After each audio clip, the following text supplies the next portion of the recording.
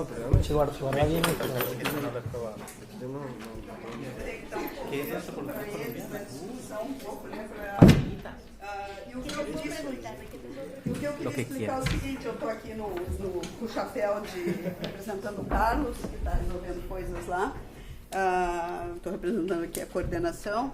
E a ideia dessa fase agora de tarde, que a gente tem todo um modelo que a gente quer repetir depois anualmente, que seria uma entrevista, mas uma entrevista, ela deve ser de cerca de 1 hora para ser gravada, não quer dizer que a gente não possa perguntar várias outras coisas, e aí nesse primeiro momento uma coisa um pouco mais focada, para que depois seja mais facilmente transformada em artigo. Perfeito. Tá? E não tanto a parte da discussão e coisa, mas mais isso. Então, o que nós pensamos, mas claro que todos os outros também, antes de começar, você já está gravando? Só tem 1 hora de gravação ali também. Só tem então, o que a gente achou que seria muito interessante para compartilhar aqui com o programa seria embora sabemos que na tua apresentação tu já falaste um pouco sobre isso, então um painel do que seja a antropologia hoje na Colômbia, e usando as tuas próprias categorias, o que seria aquela antropologia mainstream e o que seria aquela antropologia dissidente, até para nós entendermos melhor dessa questão, mas aí dentro da Colômbia. E a nós nos interessa muito conhecer um pouco mais dessa antropologia da Colômbia, também por uma razão muito simples. A gente tem tido uma demanda enorme de alunos para vir fazer pós-graduação aqui, tanto mestrado como doutorado. Quando eu digo enorme, é realmente muito grande, né? Tem 5, 6 alunos se candidatando por ano. Então, bons alunos, certamente, entender um pouco dessa migração de lá para uma antropologia aqui, o que acontece. Bueno, institucionalmente, la antropología en Colombia surge en los años 40 con la fundación del Instituto Etnológico Nacional, donde un antropólogo francés, Paul Rivet, tiene un lugar muy importante. Él vino en el contexto de la Segunda Guerra Mundial, invitado por el presidente de aquel entonces, un presidente de apellido Santos, el abuelito del presidente de ahora, y él viene y crea el Instituto Etnológico Nacional con el apoyo de un antropólogo colombiano que había estudiado con él en Francia, que se llama Gregorio Hernández de Alba. Ese instituto todavía se mantiene hasta hoy y hoy se llama el Instituto Colombiano de Antropología e Historia. Entonces, ese es un anclaje institucional que va definiendo, digamos, la parte más institucionalizada de la antropología colombiana. En los años 60, finales de los 60, principios de los 70, se crean 4 departamentos de antropología en Colombia. Y esto va a marcar una diferencia de la antropología colombiana con otras antropologías como la brasileña, porque son departamentos de carrera, de pregrado. Entonces, en Colombia, desde finales de los años 60, en la Nacional, que es una universidad pública en Bogotá, en la Universidad de los Andes, que es una universidad privada de Bogotá, en la Universidad de Antioquia y en la Universidad de Cauca, en Popayán, se crean estos 4 departamentos. Entonces, una de las características que genera la antropología en Colombia es que por más de 30 años formó antropólogos desde los pregrados, no había ningún posgrado, desde los departamentos de antropología. Entonces, la formación antropológica del pregrado era muy importante. Cuando yo estudié antropología, en uno de esos departamentos, en el departamento de la Universidad de Antioquia, tú tenías 5 años de formación, incluía 1 año de trabajo de campo y una tesis que había que sustentar públicamente. Entonces, toda la apuesta de la formación antropológica estaba dada en los departamentos de antropología y a nivel del grado. En finales de los años 90, principios de los 2000, hay una serie de transformaciones que se vienen con unos cambios que se dan desde principios de los años 90 en Colombia, que tiene que ver con una transformación de las concepciones de las políticas de ciencia y tecnología y con unas transformaciones de las concepciones de la práctica académica y la práctica profesional antropológica, pero de las ciencias sociales y humanas también. Esas transformaciones se manifiestan, por ejemplo, que en los años 2000 se crean una serie de programas, como 6 programas de pregrado, y se crean los primeros maestrías y los primeros doctorados. La primera maestría se hace en la Universidad Nacional, después se hace en la Universidad de los Andes, después en la del Cauca y después en la Universidad de Antioquia. Entonces, la universidad. ¿En qué año? ¿En qué año? En el año 2000, 1999-2000 en la Universidad Nacional. Muy reciente. Es muy reciente. Los doctorados, el primer doctorado se hizo en la Universidad del Cauca con apoyo de la Red de Antropologías del Mundo hace 5 años.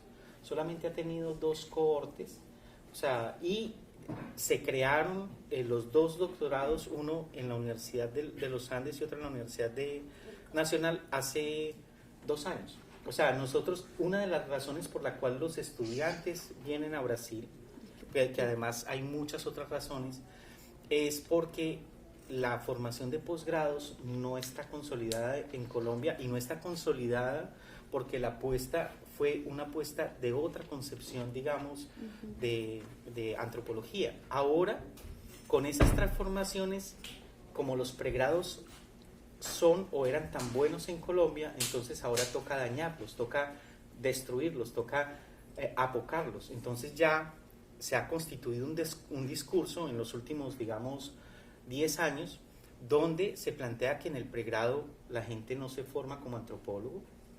Los profesores que se formaron como antropólogos en esos pregrados dicen que no se forma en el pregrado, y toda la apuesta está ligada a los posgrados, pero esto está enmarcado en un cambio de concepción de la universidad como entidad, digamos, de discusión, de debate político, hacia la universidad corporativa, hacia la universidad como empresa.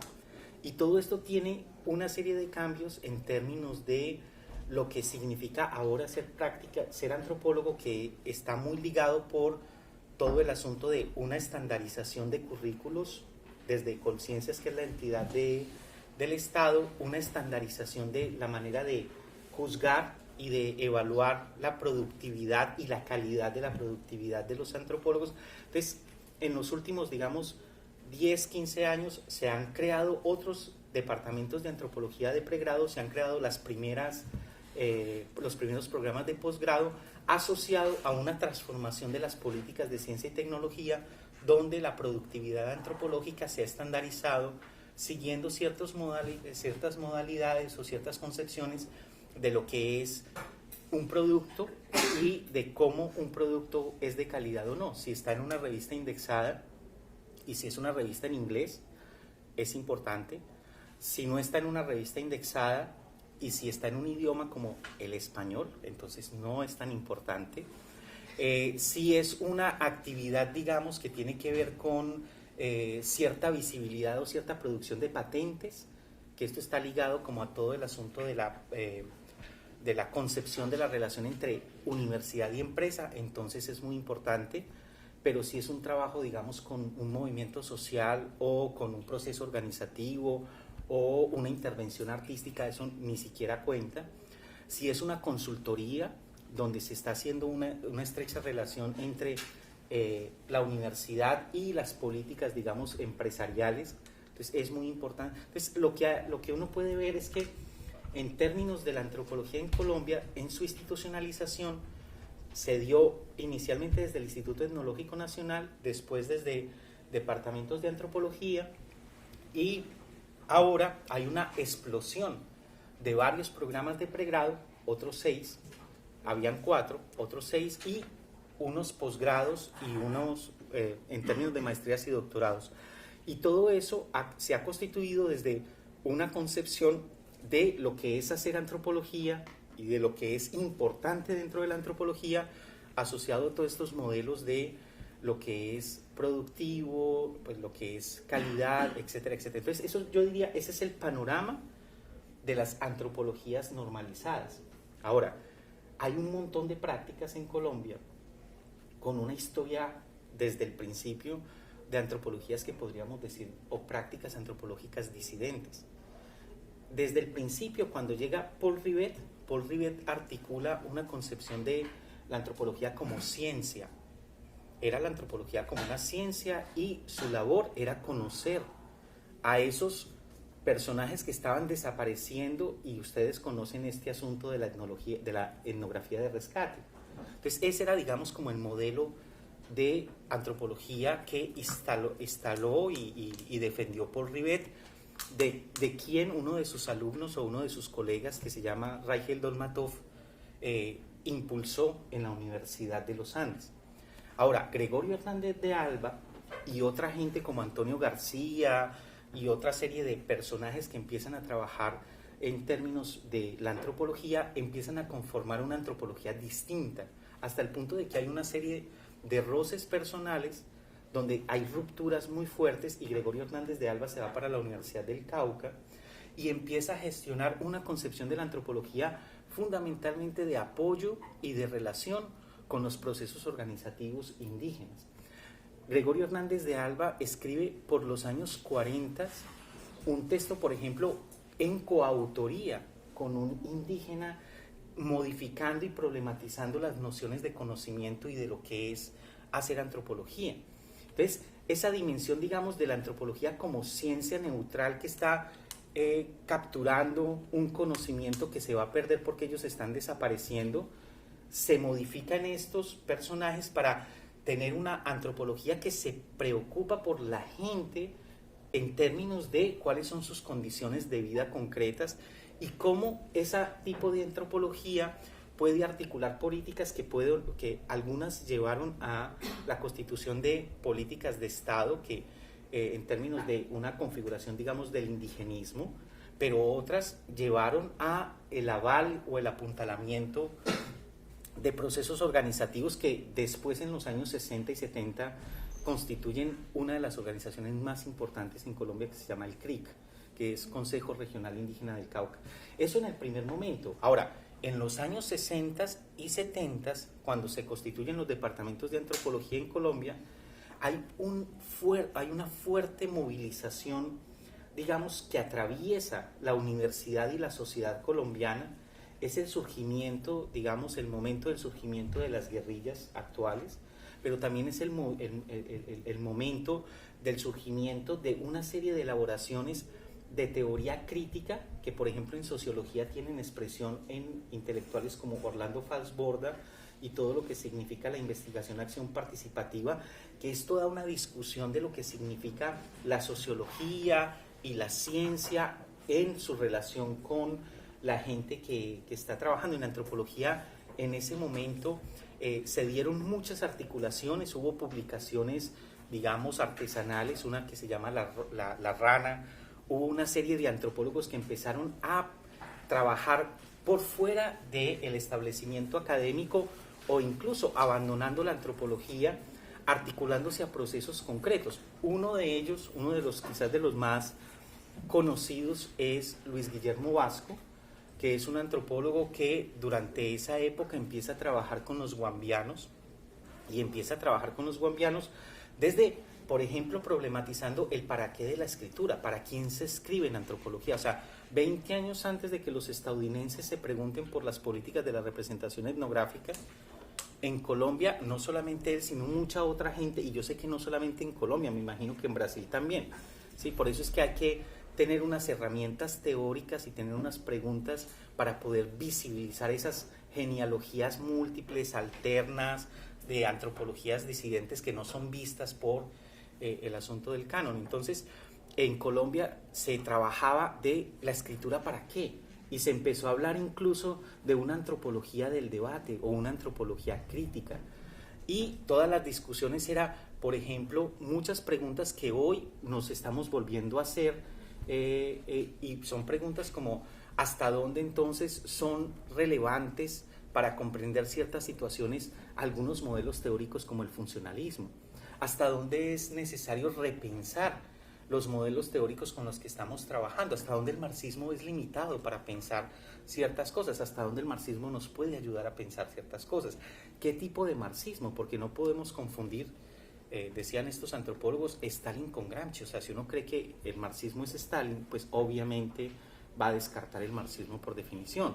Pero si es Gramsci, eso permite abrir otro tipo de cosas, digamos, mucho más densas y mucho más elaboradas. Ahí se dieron muchas discusiones que en la historia de la antropología colombiana están en la oralidad.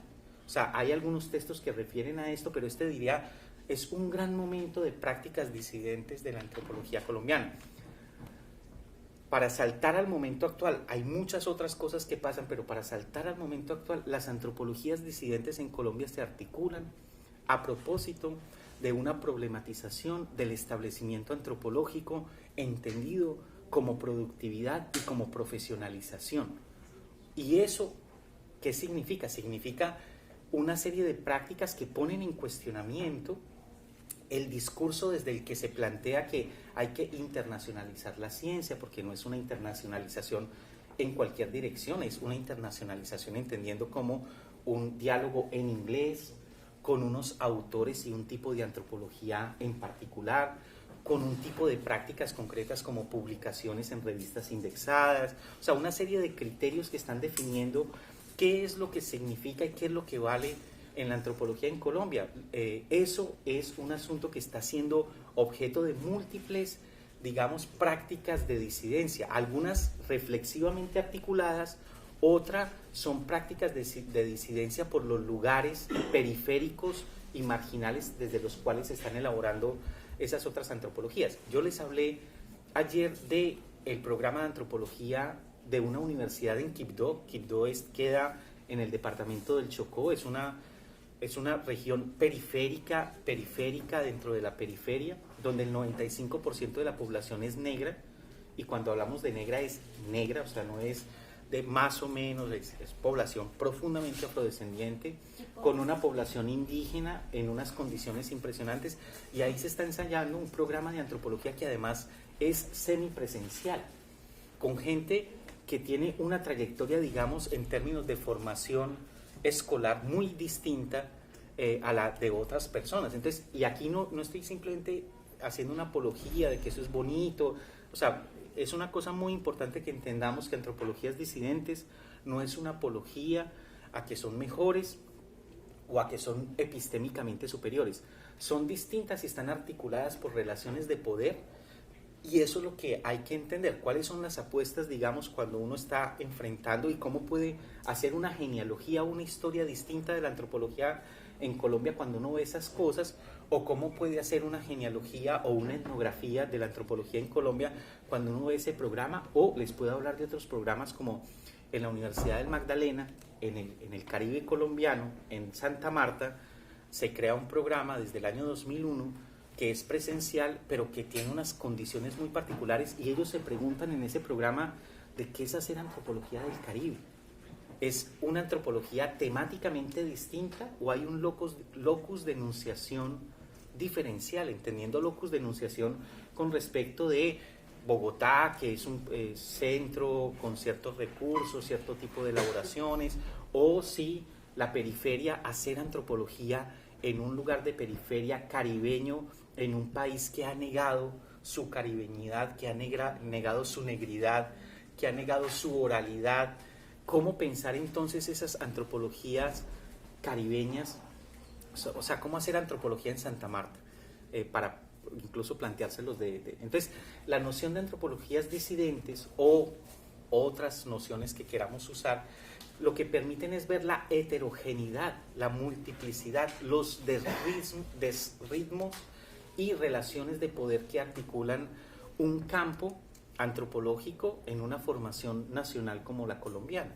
Sí, y esto obviamente, pues yo no he hecho los trazos con las influencias, digamos, primero de la antropología francesa y por otro lado de la antropología estadounidense, que ha sido muy fuerte. O sea, con este modelo de productividad es un modelo que está asociado a gran influencia de la antropología estadounidense en Colombia. Yo no sé acá, pero en Colombia el efecto, digamos, de ese modelo de productividad, de calidad, de lo que es hacer buena antropología, está muy marcado precisamente con toda esta idea de cierto modelo de conocimiento y cierto modelo de universidad que viene de los Estados Unidos, que incluso con las reformas que han hecho en Europa les ha tocado a los europeos enfrentar ese asunto, ese modelo. Entonces, yo creo que aprovecho esto para decir esto, no es un asunto que solamente la antropología está enfrentando. Yo creo que la noción de antropologías disidentes es una categoría heurística que no solamente ayuda a pensar la antropología,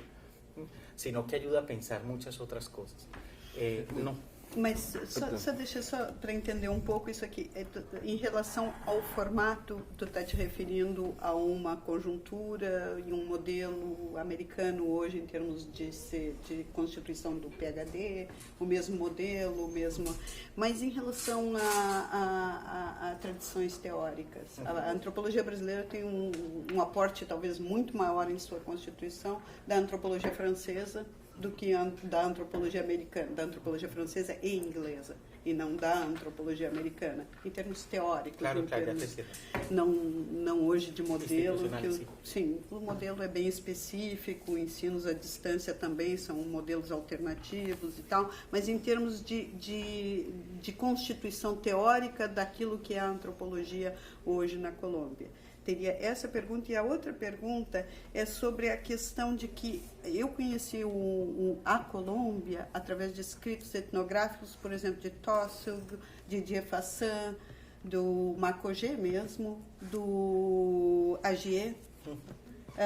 Então, e esses grandes antropólogos, na verdade, 3 desses são franceses, o Tossel é totalmente dissidente dentro e é australiano, não? Sim. Então também é dissidente, mas para nós são mainstream aqui no Brasil, esses 4 que eu citei. Então não são dissidentes, são aqueles que são constituidores do campo aqui também. Então entender um pouco disso dentro desse reflexo e da história em termos de pensamento teórico, de reflexão, daquilo que vai constituir a antropologia, não como formato escolar. Perfecto. En términos teóricos, uno puede decir que la antropología colombiana está como escindida en 2 grandes corrientes. Yo diría una antropología más convencional, para usar un término que no quiero adjetivar, sino más clásica, una antropología más cómo se venía haciendo la antropología, y una antropología, digamos, más contemporánea o más, no sé, clásica contemporánea o convencional contemporánea, no sé la categoría. La convencional está muy atravesada, digamos, por el modelo levi-straussiano y por cierta concepción de la antropología como ideología. O sea, la antropología es para estudiar unas sociedades distintas a la sociedad nuestra, lo que decía un poquito ahorita Levi-Strauss, y es una antropología que se hace para dar cuenta de una totalidad que puede ser la cultura, la sociedad, dependiendo de los modelos teóricos que se usen. Entonces yo diría que esa antropología convencional está más en conversación con la antropología francesa, más con el estructuralismo y con la antropología inglesa en el sentido de funcionalismo y funcional estructuralismo. Fue, digamos, una antropología en términos teóricos dominante. Hacia los años 50, 60 se empieza a problematizar con todo este movimiento, digamos, crítico que tenía se alimentaba más del marxismo, y lo hizo no a través de Godelier o a través de Meillassoux, sino que lo hizo a través de las lecturas latinoamericanas del marxismo, Mariátegui, otro tipo de alternativa.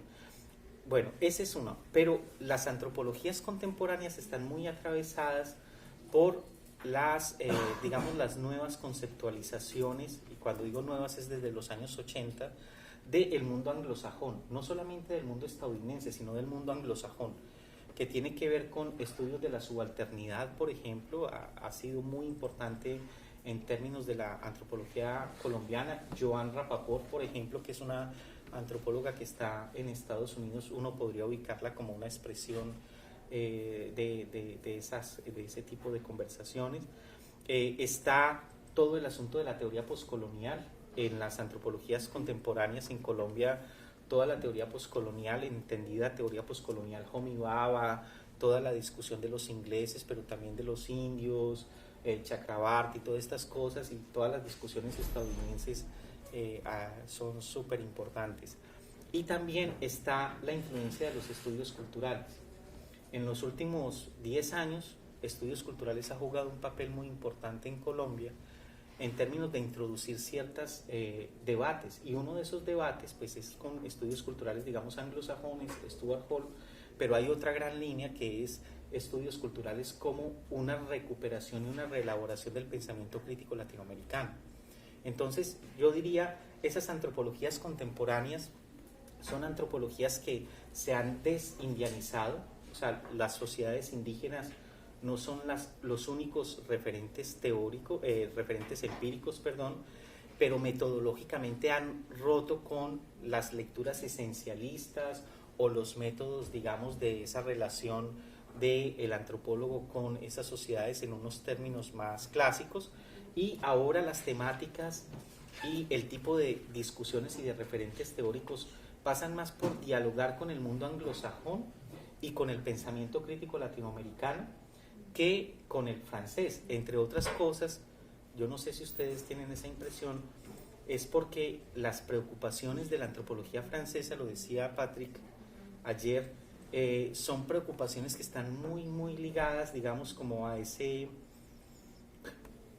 un ensimismamiento y una especie como de reelaboración del pensamiento levi-straussiano. O sea, todavía, por ejemplo, Michel, ayer, el que estabas mencionando, trabajó conmigo en un proyecto de investigación en Tumaco, Cali. Ahí estuvo Odile Hoffman, Elizabeth Kunin, toda esta. Y ellos, por ejemplo, discusiones de las políticas de la representación de los años 80 que se dieron en Estados Unidos, chino avanzado. Sí, es más, por ejemplo, yo vi una conferencia de Michel ayer en Argentina, en el Congreso de Antropología Argentina, donde estaba planteando como algo novedoso cuestiones que había discutido Renato Rosaldo en los 90 sin saberlo. O sea, lo que quiero decir es que estaba descubriendo. Lo que quiero decir es que dentro de la antropología francesa son, y me parece muy bien, muy cautos con la influencia anglosajona, pero a veces es una especie como de chauvinismo. Quisiera agregar un elemento más, y es que en los últimos 5 años han empezado a llegar estudiantes que se formaron en Brasil, y creo que eso ha empezado a generar otro tipo de referentes teóricos. Por ejemplo, el trabajo de Eduardo Viveiros de Castro, o ciertas discusiones que son muy importantes acá, como la discusión de Cardoso de Oliveira, Viveiros de Castro, de fricción interétnica versus perspectivismo, y todas esas cosas están empezando a circular también en la antropología colombiana. Entonces, yo creo que el panorama que les estoy dando de una antropología clásica, más indiología, más centrada como en el modelo levi-straussiano, de antropología convencional, versus una lectura de la teoría anglófona y el pensamiento crítico latinoamericano, es algo que se va a ir como complejizando y problematizando en los próximos años, entre otras cosas por la conversación más sistemática de los antropólogos brasileños. Entre otras cosas, Rita Laura Segato se lee un montón en Colombia, Gustavo Luis Ribeiro se lee un montón en Colombia, José Jorge va mucho a Colombia. Toda esta discusión de acciones afirmativas y todo no tiene la importancia y la dimensión y la pasión que produce acá, pero allá, digamos, hay escenarios donde esas cosas empiezan a circular. A propósito, pues creo que digamos, en la formación de la antropología y de las ciencias sociales en Colombia, supongo que también en ese espacio se discutía las tensiones de cómo se ubica la antropología, por ejemplo, en nuestro contexto que viene hace unos 50 años de conflicto armado y social. Cómo se ubica y cómo se cuál es la postura que tiene o que ha tenido la antropología en este caso, en ese contexto colombiano, ¿no?, tan específico, pero que puede con el que se puede establecer también una conexión, un diálogo con otros países donde han tenido estos procesos de conflicto armado. Yo puedo agregar un pequeño... ¿Cómo entender, por ejemplo, la cuestión de la disidencia en un país de conflicto? Por ejemplo, ¿cómo entender una antropología que puede ser disidente en un país en donde hay muchas disidencias, digamos, políticas y que hay un conflicto? Claro.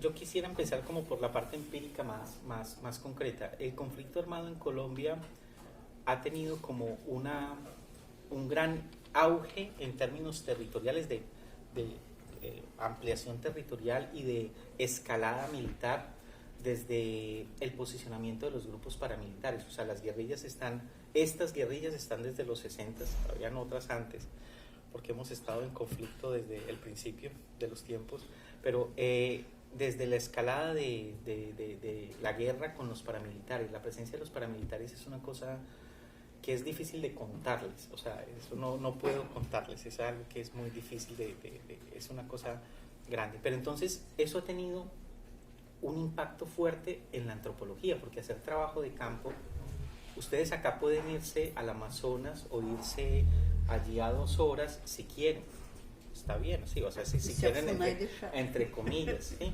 Pero la circulación en un país en guerra es distinta. Entonces eso hace que a alguna gente le dé susto hacer trabajo de campo, sobre todo cuando es gente de bien, o sea, cuando es gente de clase social alta. Y una de las cosas que tenemos que tener presente es que la antropología en Colombia ha sido una antropología muy clasista y muy elitista. Eso lo podríamos como desempacar con más detalle, como mostrar con más detalle, pero ha sido una antropología, digamos, que son las clases sociales pudientes las que han accedido, digamos, a ese sector de élite de la antropología colombiana. Y tiene que ver con el costo de la educación en Colombia y tiene que ver con el hecho de que habían pregrados y los que podían acceder a posgrados eran los que se iban a Francia, a Estados Unidos, y eso no habían estructuras de becas y cosas. Entonces, un elemento que tenemos que tener presente es que el conflicto armado ha transformado la manera de hacer trabajo de campo en Colombia y ha transformado también la concepción misma de cómo se hace trabajo de campo en Colombia. No es lo mismo hacer un trabajo de campo en un lugar donde tenés actores ilegales y donde tenés actores estatales que se comportan como no deberían comportarse frente a su población en concreto. Entonces ese sería el primer elemento que diría. Una temática por trabajar es el impacto del conflicto armado en la manera como se ha venido haciendo trabajo de campo en la antropología en Colombia. Otro elemento sería más, o sea, como Foucault, el poder no es solamente negatividad, también es productividad.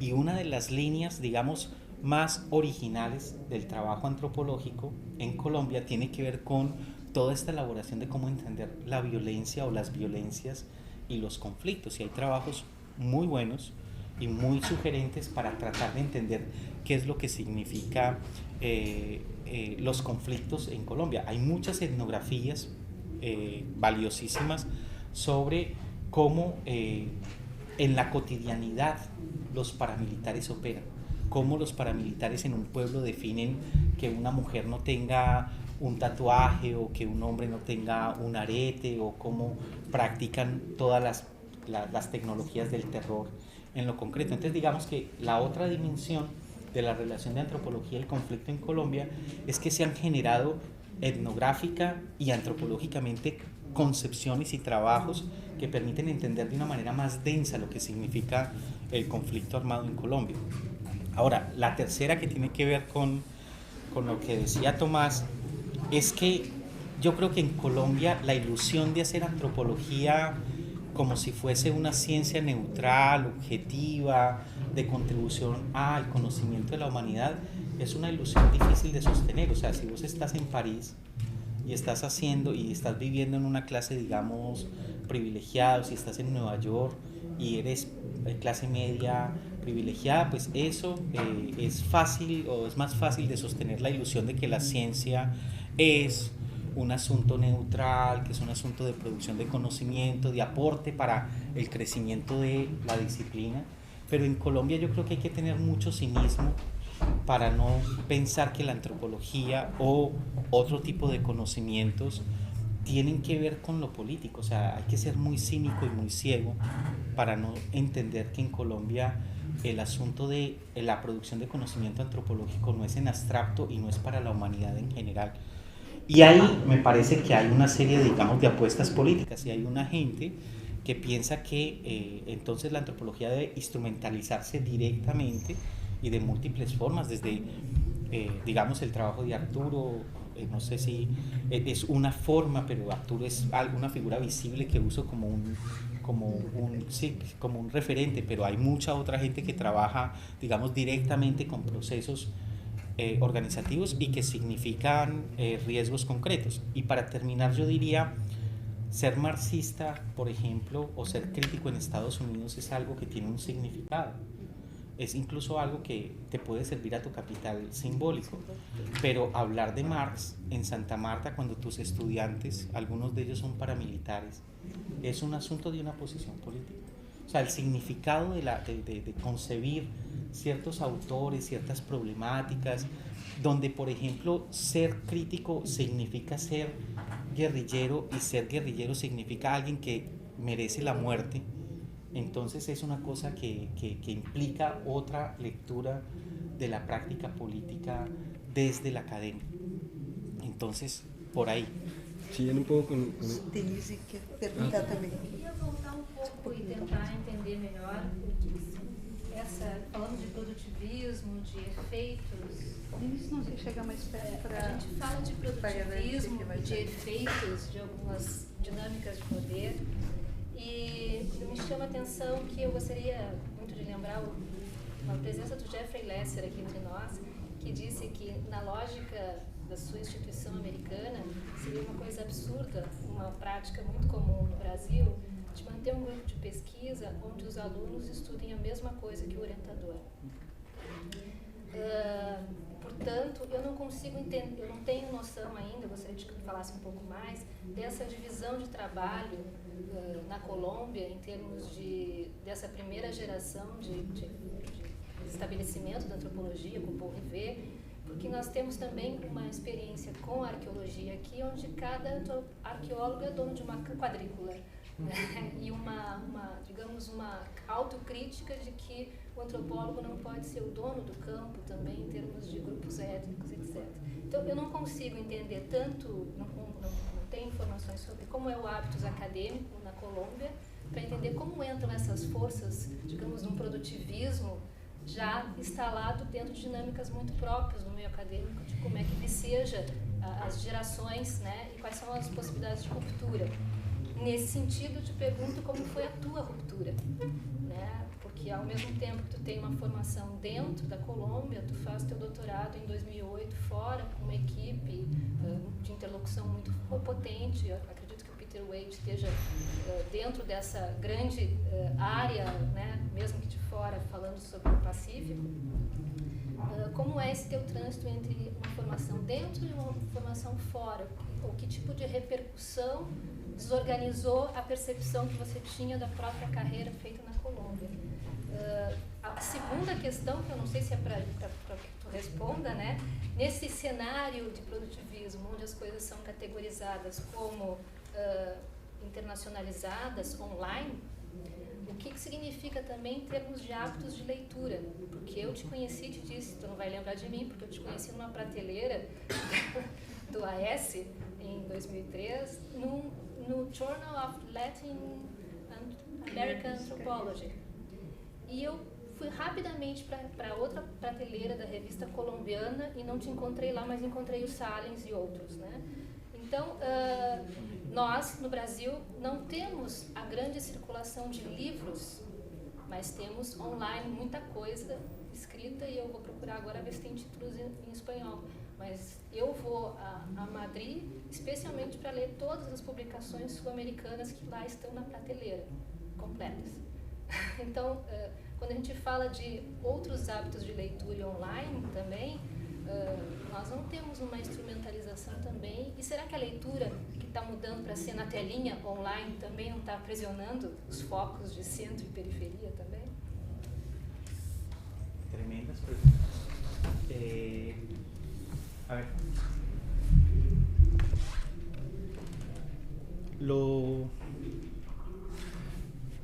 Yo me formo en una universidad de periferia, en la Universidad de Antioquia, en Medellín, a finales de los 80, principios de los 90.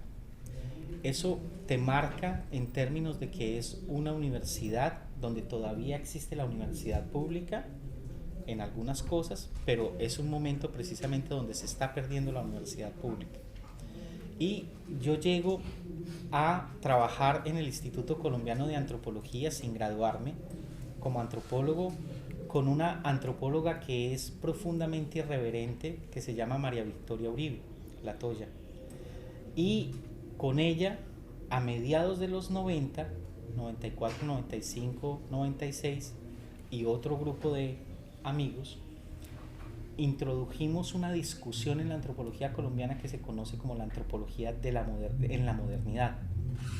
Y la discusión de la antropología en la modernidad tiene que ver con precisamente toda una discusión de cómo se está haciendo y qué se está entendiendo por antropología en las prácticas de formación en las universidades, pero qué se está entendiendo y qué se está haciendo como antropología en la práctica de los antropólogos en diferentes escenarios.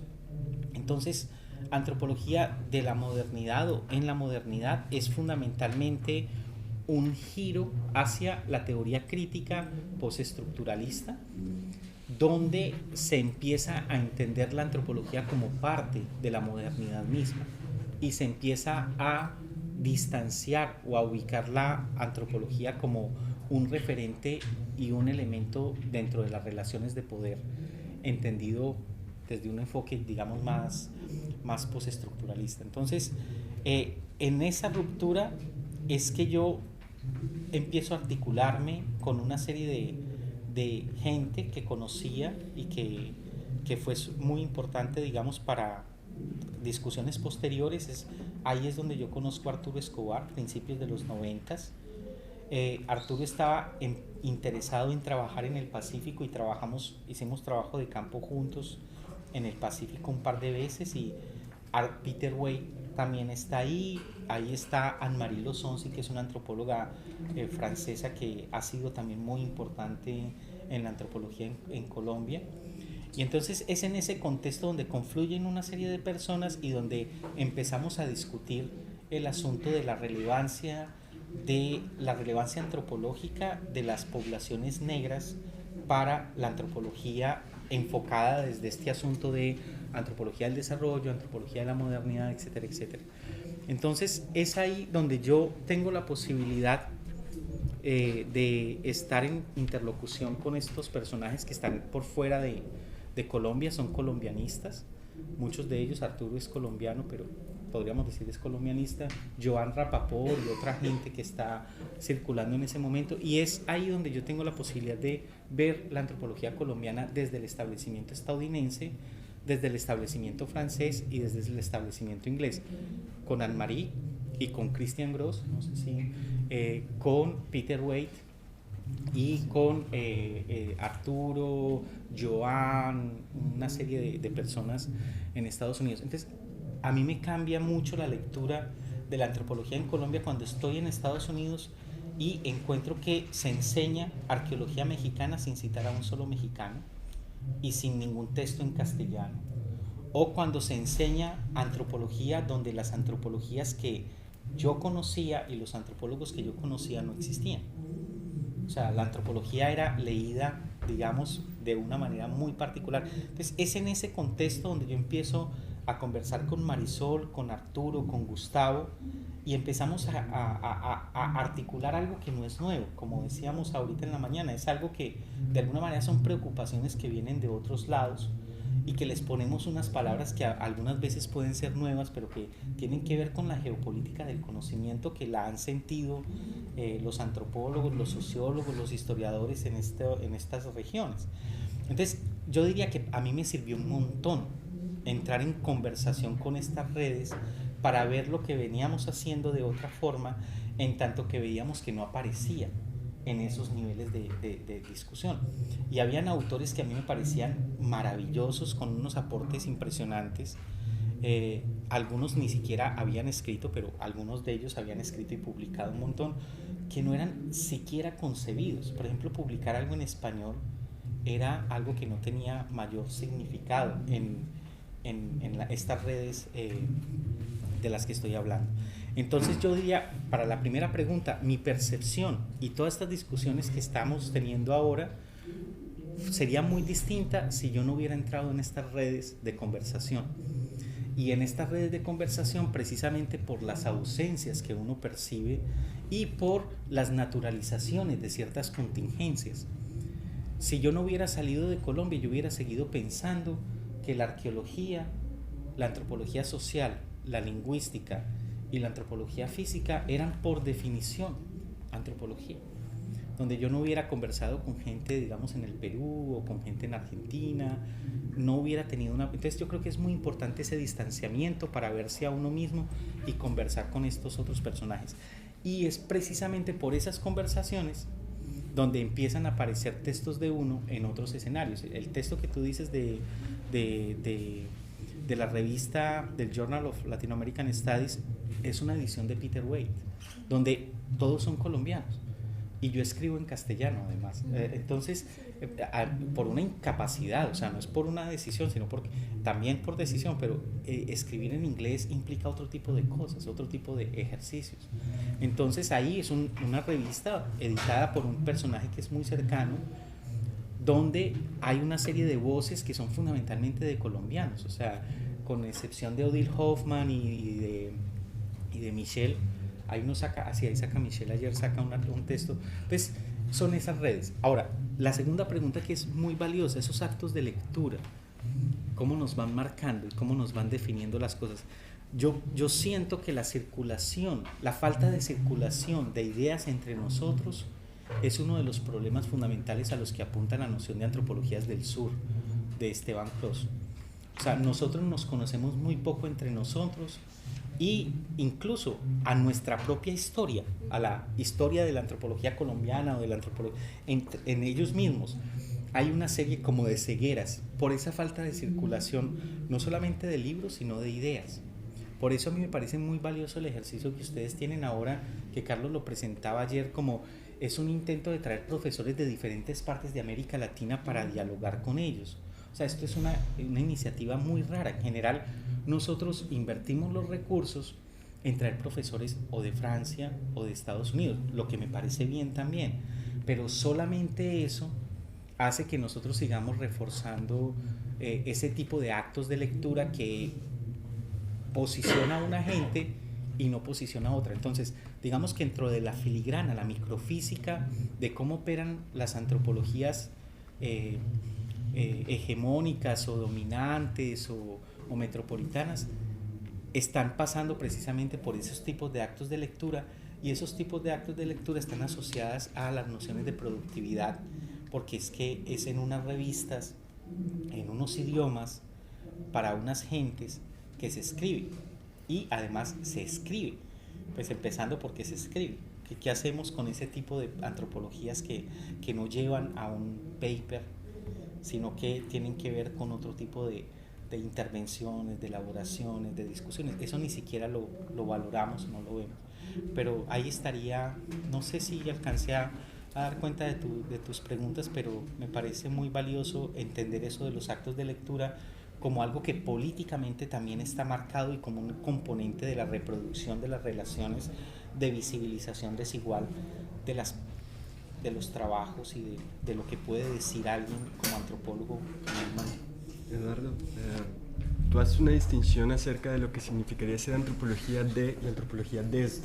A mí me gustaría saber qué significa en este momento, en el ámbito de la antropología colombiana, hacer una antropología desde el Chocó en el marco de una ya no tan reciente, crecimiento de un interés antropológico por el tema afrocolombiano. Claro, digamos que la elaboración más grande que se ha hecho de eso, yo lo percibí y ayudé como a a conversarlo con esa idea de antropologías de el Caribe o antropologías desde el Caribe. Antropologías de el Caribe sería cuando el Caribe es objeto de trabajo antropológico, de estudio antropológico, ¿sí? En cambio, cuando es antropología desde el Caribe, es cuando el Caribe problematiza y atraviesa la práctica antropológica, es el Caribe como locus de enunciación, el Caribe como posición política, de entender que ese lugar no es simplemente un lugar geográfico, sino un lugar epistémico y un lugar político. Entonces, pensar lo del Chocó sería una antropología desde el Chocó, no podría ser una antropología como se hace en Bogotá. Implicaría un lugar e implicaría una serie de prácticas antropológicas que tendrían que ver con esa especificidad histórica que está asociada al racismo, a la marginalización, que hace que, por ejemplo, la escritura y la publicación, para volver a lo de los actos de lectura, no se dé en los mismos términos. Yo no me imagino que los egresados del programa de antropología de la Universidad en Quibdó estén pensando en publicar en Current Anthropology un paper en inglés sobre la elaboración, la distinción teórica del funcionalismo y del estructuralismo. O sea, me parece que sus tipos de intervención, sus tipos de hacer antropología no apuntan hacia allá. Si alguien lo hace está bien, o sea, tampoco estoy en contra de eso, pero no hay que hacer todo para que la gente sea eso.